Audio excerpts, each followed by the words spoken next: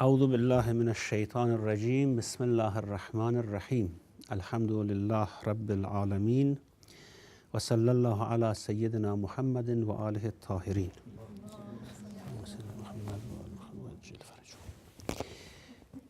Inshallah, we will wrap up the story of Musa tonight, and because then we will have Muharram and we will have sessions. And probably we just pass with Banu Israel from the sea and a couple of incidents which happens afterwards. And inshallah, we learn lessons from what Quran explains of their stories. Now, we said that Pharaoh sent emissaries to all his cities to gather his army, all the chiefs of his army, the commanders, the people who were in power, the heads of all counties. They just came out, mobilized on the command of Pharaoh. And this is how Allah explains, we brought them out of their houses, out of the places in which they were having pleasures and bounties we had given them. فَأَخْرَجْنَاهُمْ مِنْ جَنَّاتٍ وَعُيُونٍ, verse number 57 of Surah Ash-Shu'ara, chapter 26. فَأَخْرَجْنَاهُمْ مِنْ جَنَّاتٍ وَعُيُونٍ. We brought them out of their gardens and springs, وَكُنُوزٍ, and treasures, وَمَقَامٍ كَرِيمٍ, and that very honorable position that they had. They all came out gathered. فَأَتْبَعُوهُمْ مُشْرِقِينَ. In the morning they set out to follow and catch up with Banu Israel. Apparently for a couple of weeks Banu Israel had traveled towards the Red Sea, but Pharaoh had no fear because he knew it's dead end, they cannot get anywhere, and also with the type of facilities the army had, they could move much more faster than Banu Israel with all those women and children on foot. So he had no worries that he could catch them. And of course Banu Israel had worries that the Pharaoh is after them. Now when they came by the sea, if you remember last session I said that Musa was told that you go and the sea would split and you pass through the sea, take Banu Israel through the sea. However, when he went there, the sea did not open and they had to wait. This waiting made Banu Israel very worried that what's happening? Why the sea is not opening? Why are we waiting here?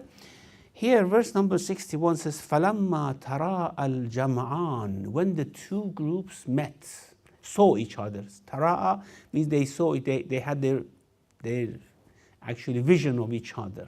So the Pharaoh and his army, they saw Banu Israel stranded there by the sea, and Banu Israel saw the Pharaoh is coming with the huge army. فَلَمَّا تَرَاءَ الْجَمْعَانِ. Then the consternation and fear came to Ashab Musa. قَالَ أَصْحَابُ مُوسَى إِنَّا لَمُدْرَكُونَ. Ashab Musa said, now we are caught. That's the end of it. قَالَ كَلَّا. Musa said, no way. It's impossible that we are caught. And of course he had that trust in God that he had told him that فَاتْرُكَ الْبَحْرَ رَحْوًا. You will pass through the sea while it's dry. So he had complete trust. So he said, no way. إِنَّ مَعِيَ رَبِّي. My Lord is with me. And as we mentioned last time, he didn't say إِنَّ مَعَنَا, because of course majority were not with the Lord. If you are not with the Lord is not with you. If you are with the Lord is with you. So he said, إِنَّ مَعِيَ رَبِّي سَيَهْدِينَ. This Sayahdin, soon he will tell me how, soon he will guide me, means Musa himself doesn't know how this is going to happen. God will soon tell me, would let me know soon how we are going to pass through this sea. Then when the two groups, the big army and the huge crowd of Banu Israel, they had their eyes on each other. فَأَوْحَيْنَا إِلَى مُوسَى أَنِ اضْرِبْ بِعَصَاكَ الْبَحْرَ. Then we revealed to Musa that now strike the sea with your staff. فَانْفَلَقَ. It started to open.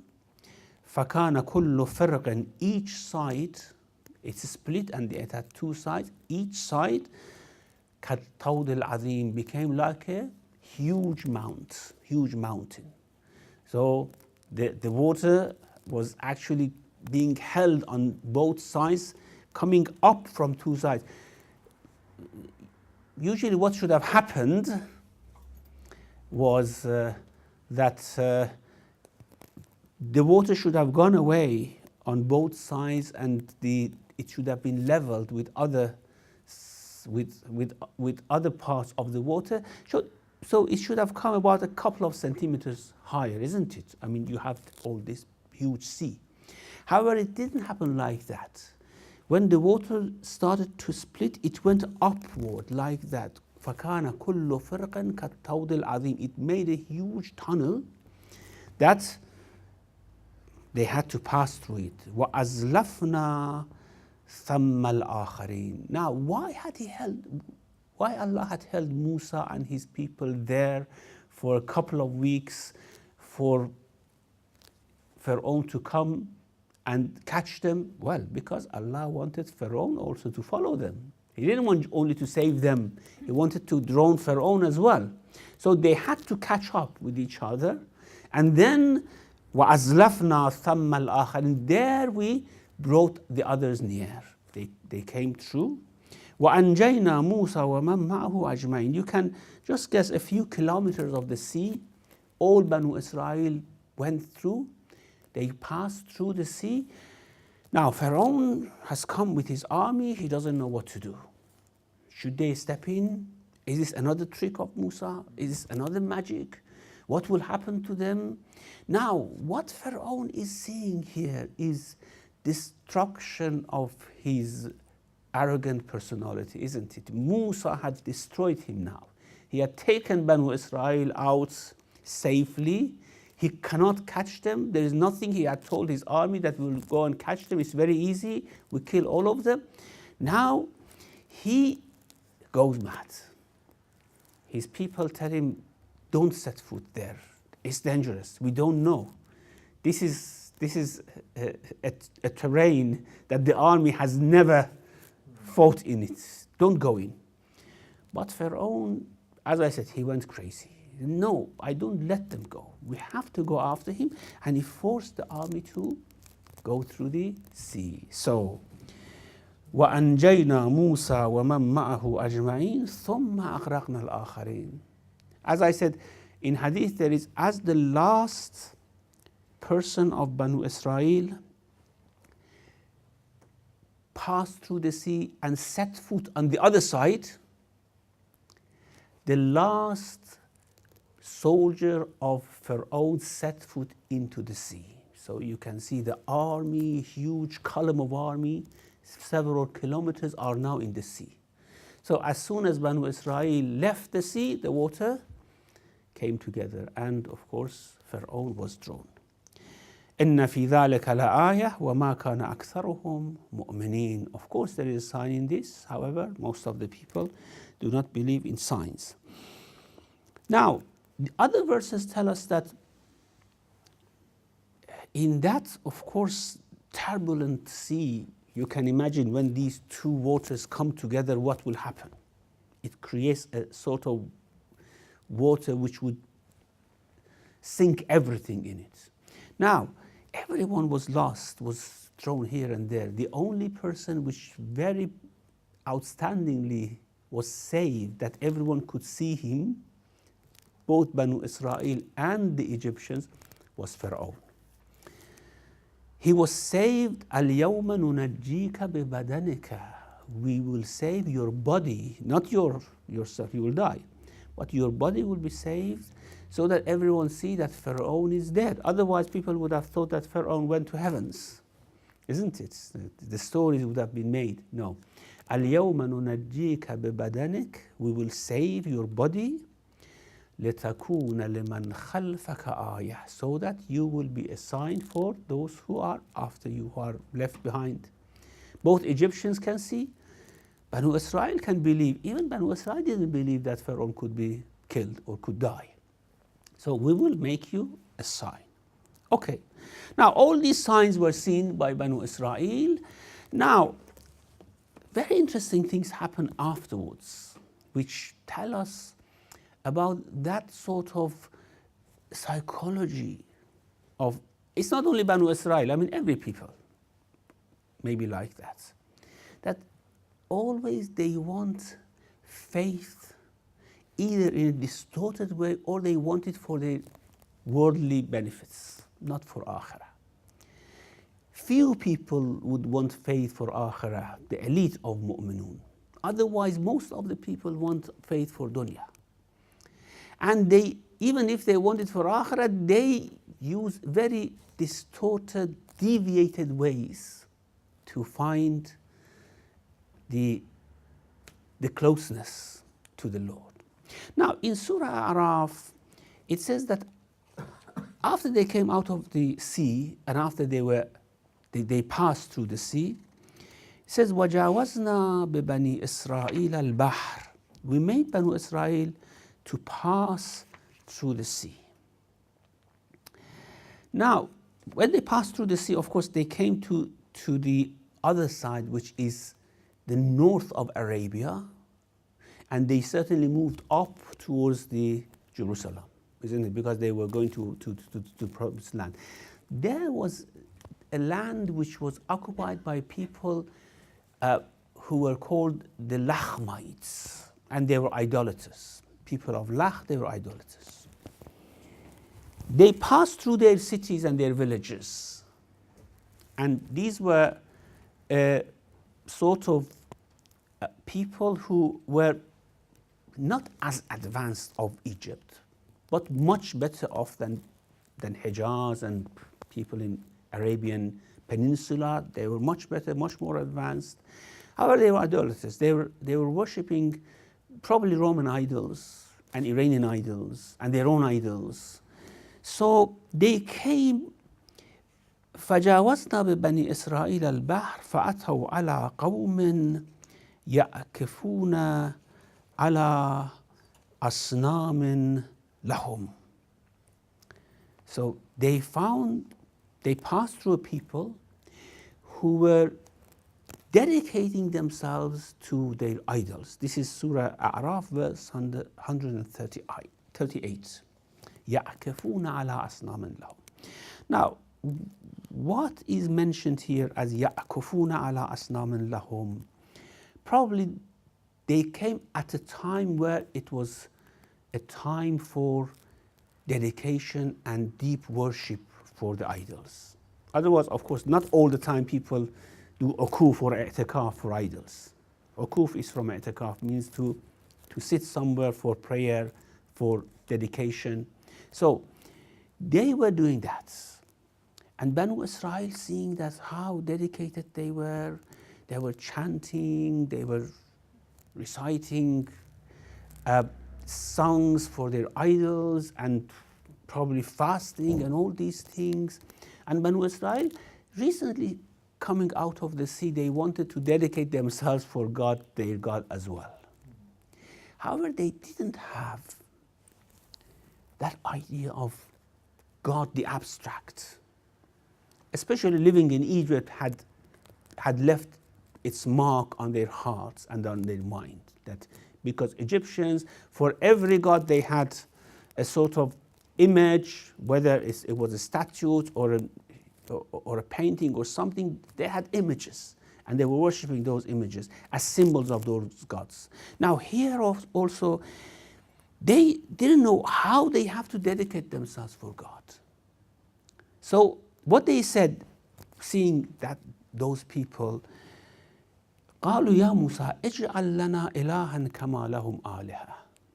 Of course, when we come across these conversations, قالوا, it doesn't mean that 600,000 of Banu Israel came to Musa and said that. No, the elite came to him and said, why don't you put a God for us the way they have?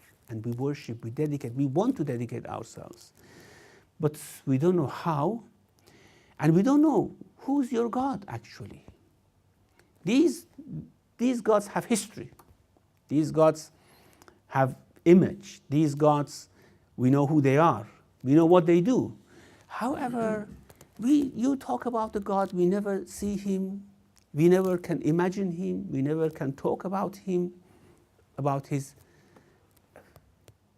existence, the way he is. So, قالوا يا موسى اجعل لنا إلها كما لهم آلهة قال إنكم قوم تجهلون. Now, Musa apparently is a bit disappointed after all those preachings of years and years preaching while he was held in Egypt and Pharaoh did not allow them to move out.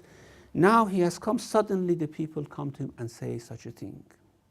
This is very interesting. I mean, especially in revolutions, this is very interesting. I mean, people do not leave their cultures. When something dramatic happens, the old cultures don't go away. It would take a long time. We usually think that when a dramatic change happens, then everything should change. It doesn't. It needs time. It needs long struggle and perseverance for other things to change. And because the other things don't change quickly, then people try to disappoint everyone. Well, why did you make this dramatic change? Nothing has changed. Actually, it was just a superficial thing. No, of course, here there was a huge change. Banu Israel had come out of that shackle which was put on them by Pharaoh. However, not their mentality. Their mentality hadn't changed. It's needed. Now, the real toll is going to be taken out of Musa here, not with Pharaoh, but with Banu Israel. So, قال إنكم قوم تجهلون. Now, the arguments that Musa puts forward here, apparently it was not only these two sentences which are mentioned here. However, the gist of it is mentioned in these two verses. First of all, إن هؤلاء متبر ما هم فيه. You see here the glossy sort of spirituality, so to speak. You see the incense and the sort of excitement. They beat themselves, they jump up and down, they sacrifice for their gods, and you see all this, but it's all doomed to destruction. There's nothing real in this. Nothing real, because he says, وَبَاطِلٌ مَا كَانُوا يَعْمَلُونَ. There is nothing real in this. This is just a fake representation of a real need in human being. I mean, the way Musa argues his, and in other places, if we analyze deeply, we would see why idolatry is so condemned. And why Allah says, إِنَّ اللَّهَ لَا يَغْفِرُ أَن يُشْرَكَ بِهِ. If you associate anyone with him, it cannot be forgiven. Now, it cannot be forgiven not because Allah is somehow jealous, that you do any sin, you commit any sin, I don't mind, I forgive. But if you worship anyone beside me, I don't forgive you. Well, this is not what we expect from God, certainly. Why? Why this is so dramatic? Why these people who worship idols, what they do? They go sincerely, they offer their sacrifice, they offer their dedication, they become very spiritual. And they go through very hard times. Once I went to this temple in Nizden, the big temple in Nizden, Swaminarayan temple. And the head of the temple, who was Dr. something, he was quite an educated priest, and very dedicated priest. And we had long chat with each other. And he said that, first of all, when we want to eat food, we don't eat it just like this. When they cook the food, they bring it for us, we pour water into it so that it loses its taste. We want to dedicate ourselves to these idols. And therefore, we do not eat anything that gives us pleasure. We just eat so that to gain some power, that we can have energy. Otherwise, we shouldn't seek any pleasure in food. Of course, they do not marry as well. And he said that what we do with our families, he said when we are initiated here, we have to forsake everything, even our families, even our parents. Although the Hindu faith says that we have to respect our parents, but it's not for us who dedicate ourselves to our lords. We have to be completely dedicated to these idols. And therefore, even if our parents come here, they sometimes come, just they see us from far away. We do not look at them because we have to completely dedicate ourselves to the idols. Now, you may say, these people, I was with someone after coming out, the person who was with me, he was a cleric as well. He just said, I feel deep pity for these people. I said, why? He said, because خسرت dunya wal akhirah. They have lost dunya, they have lost akhirah. Now you may say, why have they lost akhirah? What are they doing? They are seeking a spiritual connection, isn't it? They are dedicating themselves to that sort of drive and need which comes from the bottom of their heart to dedicate themselves. Now, the problem is there should be something wrong here that Allah is emphasizing so hugely that this is not going to be forgiven. And this any deviation can be made up for. This deviation cannot be made up for. What I understand is that worship is something, is the most important spot in human personality. And if this worship is deviated from its correct way, which is, it is there in us to connect us with God. It is there to connect us with God. That's why God has put this need and drive in human beings. Now, if this is going to be used to connect us to something else, that's very dangerous. Especially if it connects us to something which is imaginary, which is batil.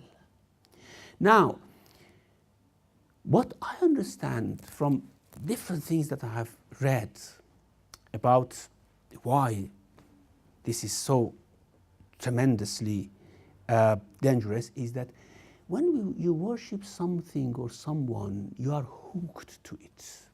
Now, when we worship God, we are in a way hooked to God. That's very good. And this, God is not going to leave us. He's not going to leave our ser. Ser is the innermost part of human soul, which is unknown to us. That is where this kufr and iman comes. Now, if you worship something beside God, you will be hooked to it. And that's not going to leave you. That is the most terrible thing that is going to be with you all the time. And what will happen is that after we die, we are hooked to those things.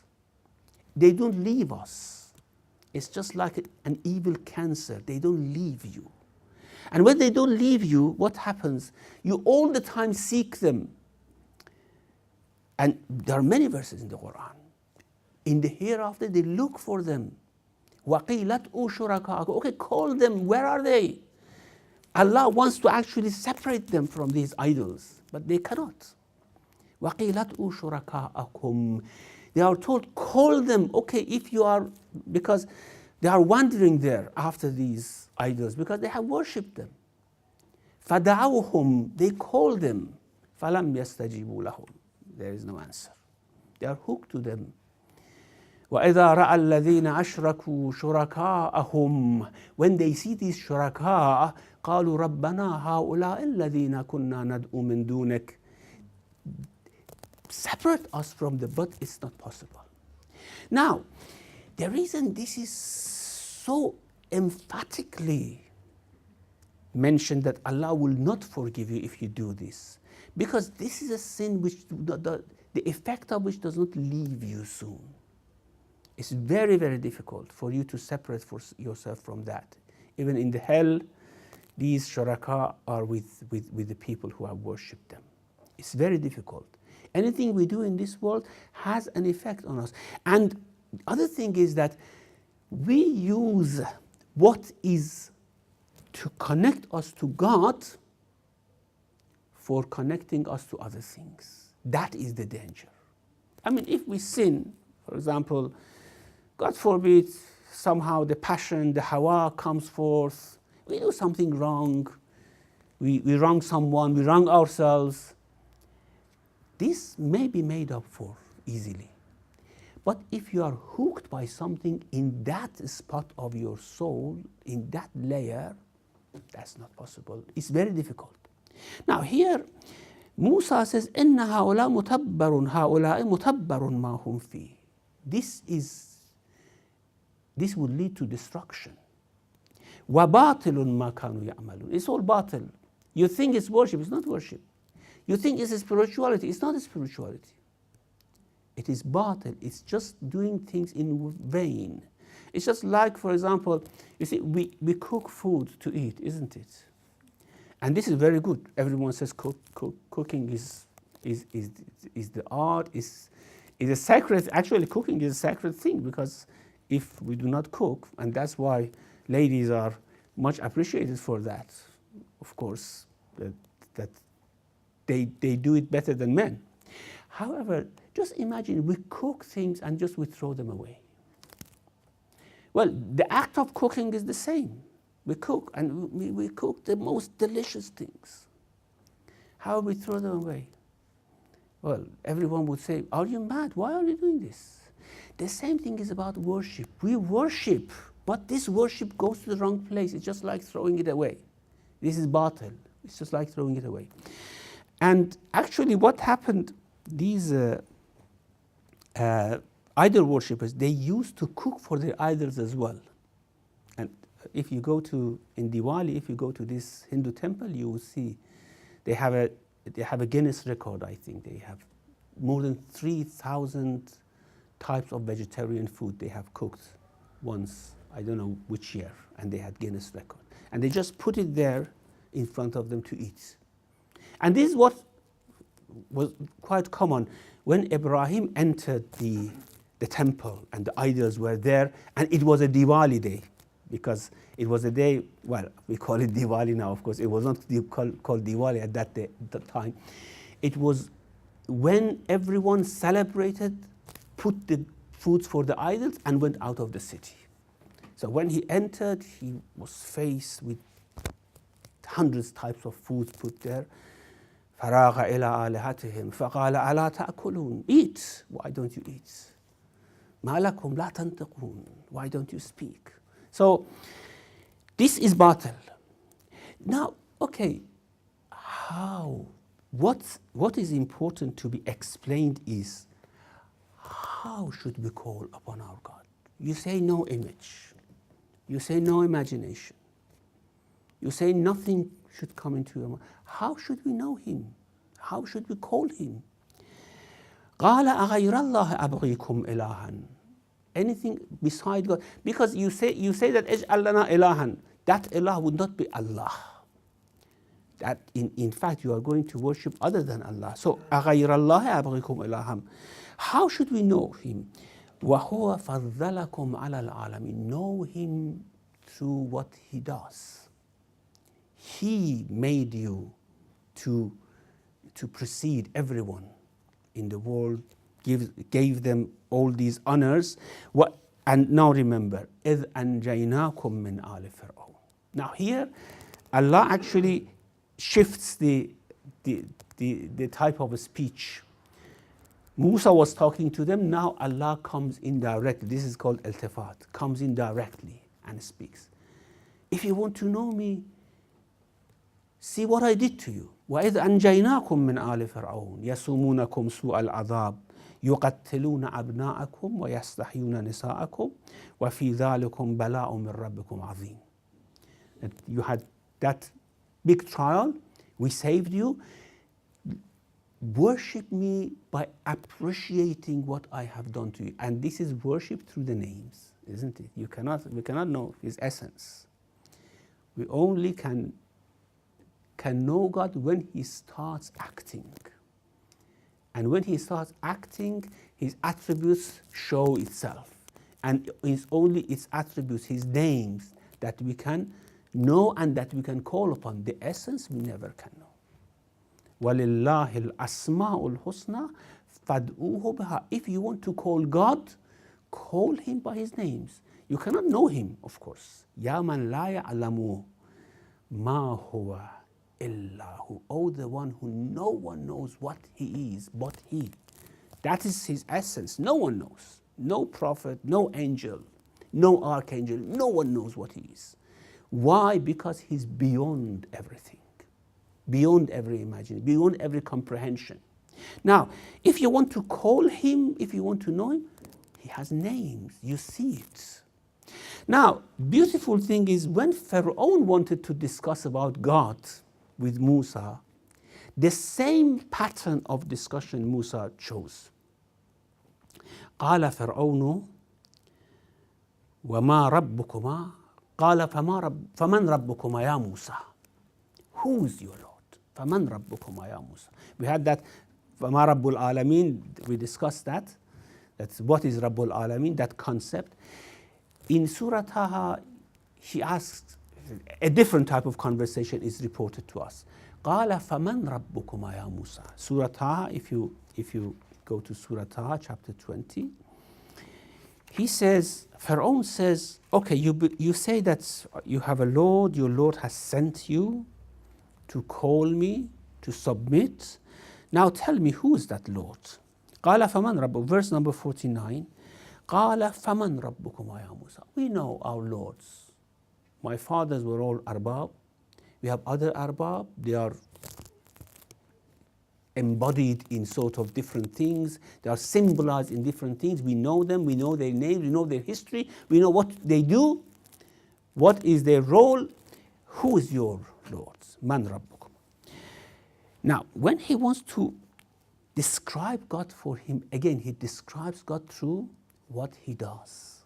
Not the essence cannot be known.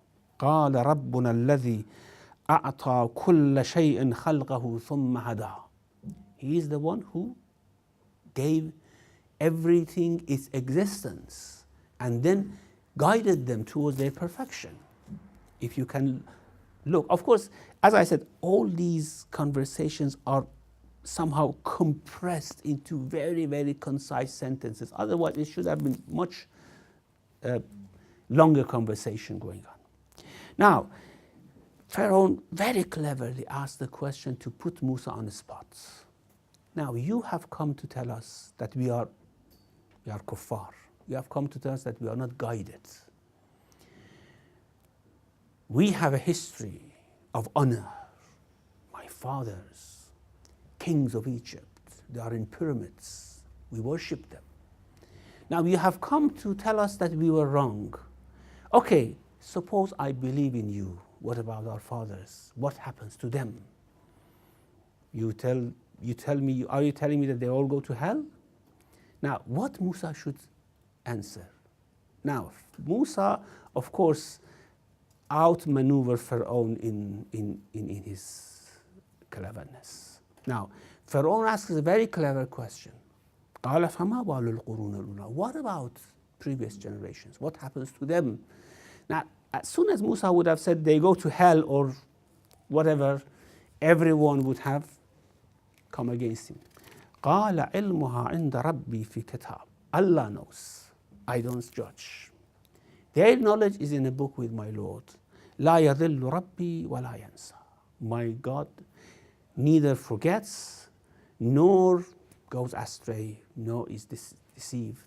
He knows. And then again, الذي جعل لكم الأرض مهدا. Look how he explains, how he describes God. The one who made the earth for you a cradle. وَسَلَكَ لَكُمْ فِيهَا سُبُلًا. And made ways through it. وَأَنزَلَ مِنَ السَّمَاءِ مَاءً. And he sent down water from the skies. فَأَخْرَجْنَا. Again, Allah shifts the mood of speech. We brought out أَزْوَاجًا مِن نَبَاتٍ شَتَّى. We brought out different types of vegetation. كُلُوا وَارْعَوْا أَنْعَامَكُمْ إِنَّ فِي ذَلِكَ لَآيَاتٍ لَأُولِي النُّهَى. So this is the way, of course, Musa explains the Lord.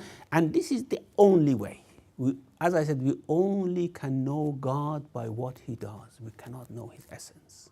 Never, ever we can know it. He's beyond Subhanallah. Now, Subhanallah, in his essence, absolutely. In his description attributes, Subhanallah amma yasifun illa ibadallah al-mukhlasin. Mukhlasin can describe him through his names. وَلِلَّهِ الْأَسْمَاءُ الْحُسْنَى فَادْعُوهُ بِهَا. Now, what name, which name, it doesn't matter. Just you know that he has done something to you, something good to you. He is the creator, that's all. قُلِ ادْعُوا اللَّهَ أَوِ ادْعُوا الرَّحْمَنَ أَيَّمَّا تَدْعُوا. It doesn't matter which name you call. أَيَّمَّا تَدْعُوا فَلَهُ الْأَسْمَاءُ الْحُسْنَى. He has beautiful names. Those beauties we can see, the essence, we cannot see anyone claiming, I don't think any mystic has ever claimed going above the realm of Asma'ullah, going beyond that. No. Even Ibn Arabi says, I've tried hard to go beyond this, and I tell everyone that is futile, it's impossible to move about that. Of course, we don't know how these claims are real or what they mean by what they say, because we do not have any experience of that. But certainly what Anbiya have said, have told us that Ya man la ya'lamu ma huwa illa hu. Ya man la ya'lamu kayfa huwa illa hu. Ya man la ya'lamuhu illa hu. Different expressions that no one can know you. However, of course, Asma'ul Husna, and it is in this Asma that we would move higher and higher towards perfection. And these Asma, inshallah, we see more clearly. Here we have a very blurred vision of these Asma because it's somehow mixed with many different things and we are confused. But inshallah, these Asma, the beauties of these Asma we will see in paradise. Paradise is where you see Asma'ullah with their beauty. And that beauty is unending sort of excitement, because every day you see a new face, a new beauty of Allah subhanahu wa ta'ala. People think that we get bored in paradise. If that is the case, I would tell them, you don't know what is the meaning of boredom, what is the meaning of excitement. We think that this world is exciting, and we don't get bored here. But we don't have any imagination of what is waiting for us there. That's every day would have a new appearance, a new face of Allah subhanahu wa ta'ala that we see forever, eternally. It goes like that. Okay, we stop here. I wanted to discuss this other verse mentioned here that وَوَعَدْنَا مُوسَى 30 لَيْلَةً, which of course we don't have time, inshallah, in some other occasions. وصلى الله على محمد وآله الطاهرين.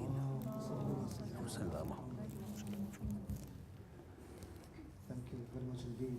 We cannot thank you enough, Thank you. for this deep insight and very smart thoughts about not only story of Musa but ubudiyya, worshipness of Allah subhanahu wa ta'ala, those concepts that need to be addressed very comprehensively. Thank you so much indeed. Any questions from the audience?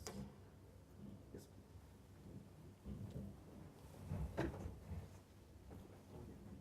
Thank you very much, Sheikh. Just referring to verse number 50 of Surah Taha, where he says, قال ربنا الذي أعطى كل شيء خلقه ثم هدى.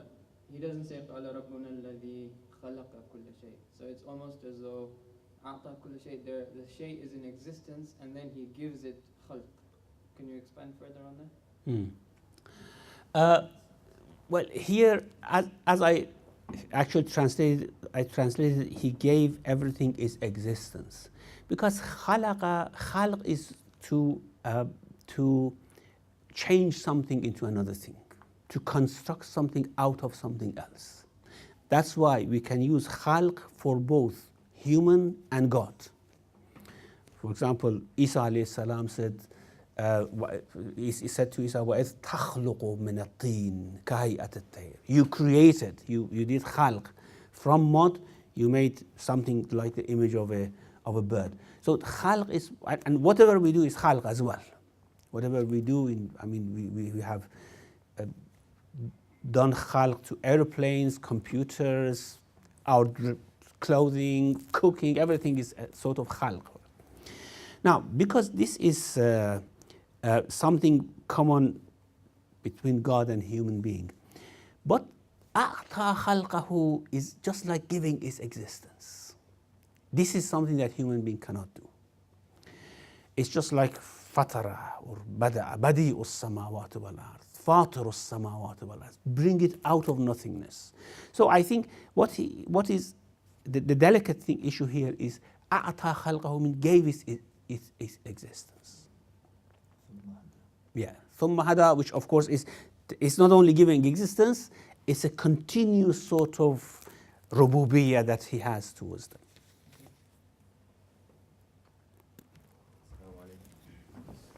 عليكم السلام.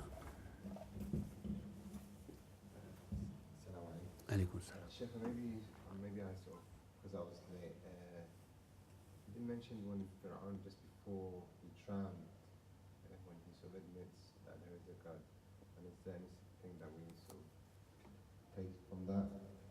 Mm-hmm.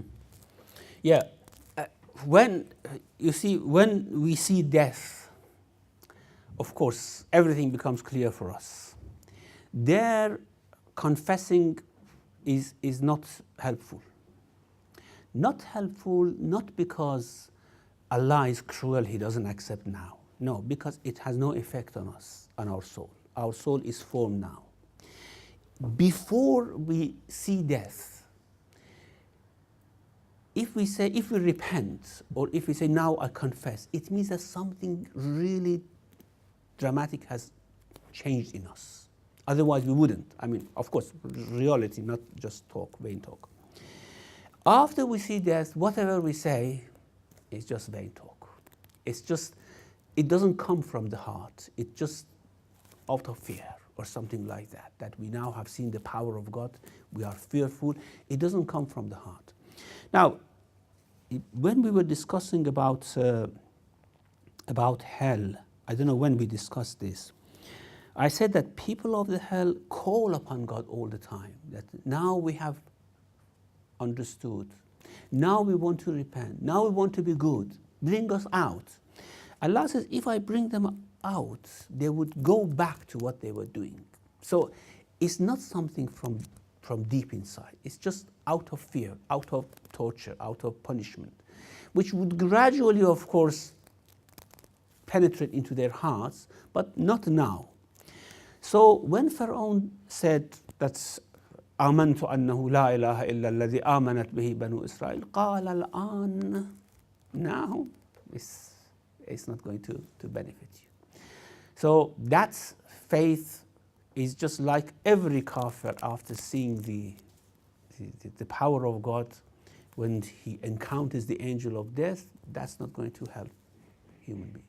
Fir'aun, because he's seen other miracles prior to that, maybe he actually believed in Allah subhanahu wa ta'ala, but because of the arrogance, he missed. No, belief is, if you know there is a God, He's not a God. but you do not worship him, this is disbelief, isn't it?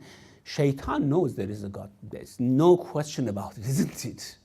But he is the top of all kuffar, isn't it? So kufr doesn't only mean not believing in God. It means rejecting God. Now, rejecting his obedience, rejecting to be grateful to him, this is the meaning of kufr. So the most outstanding example is Iblis. He certainly knows there is a God. He has talked to him actually. However, he rejects him. He's kafir.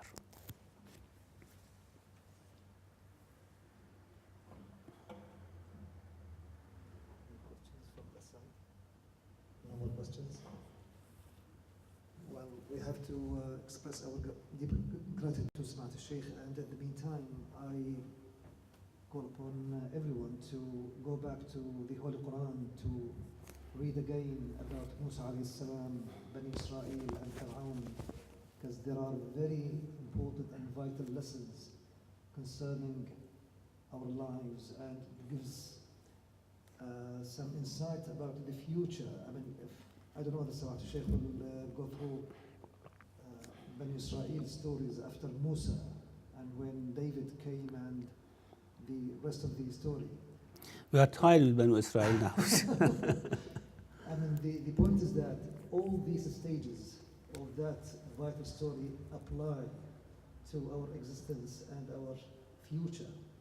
So it helps us, this story helps us acquire that insight, that ability to read the future, to prepare ourselves to be